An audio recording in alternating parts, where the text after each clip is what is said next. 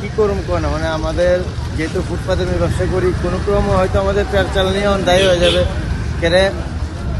ফুটপাত তো সব দিকেই ওখানে ভাঙচুর হচ্ছে ওখানে আমাদের লাইসেন্স আছে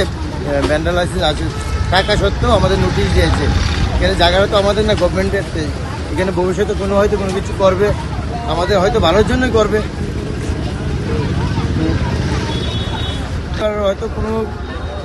রাজমিস্ত্রি বা যুগালি কাজ করতে হবে তাহলে কীভাবে পরিবার চালাবো কেন আজকাল বন্ধন আশীর্বাদ নিয়ে সবাই আছে সংসার চালাচ্ছে কিন্তু আজকাল দিনে সংসার চালাতে পারবো কিন্তু ঋণ কীভাবে চালাবো সেটি আমাদের আজকাল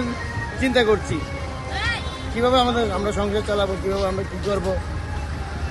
চেষ্টা করবে বিজয়গুড়িতে ফাস্টফুডের টিফিনের দোকান আছে চায়ের দোকান কর্মকার আজকে আমি দোকান দেখবো 15-20 বছর ধরে দোকান দেখবো তো 15-20 বছর ধরে দোকান দেখবো তো হঠাৎ করে আমরা কইলো বাঙাল মতো ভেঙে দিলাম তাহলে আমরা অসুবিধা হই দিনের না দিন খাবেন এটার পরে আমার রোজগারিটা তো আমার 4-5 জন খাওয়াই এটার উপরে আমার 3টা মেয়ে পরে 3 মেয়ে আমরা 2 জন আছে পরিবার 5 জন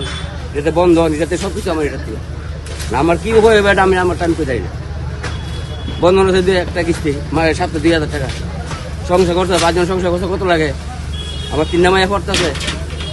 একটা 11-এ পড়তেছে একটা 12-এ পড়তেছে না আমার কী উপায় হইব গরিবের তো সব দিকে কষ্ট কোনো দিকে সুখ নাই আইতে লাগতে এক লাগতে কোনো কষ্ট হয়ে সুখ নাই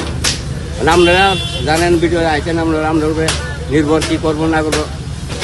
সরকার তো ভালোর জন্যই করছে ভালোর জন্য করলে তো ভালো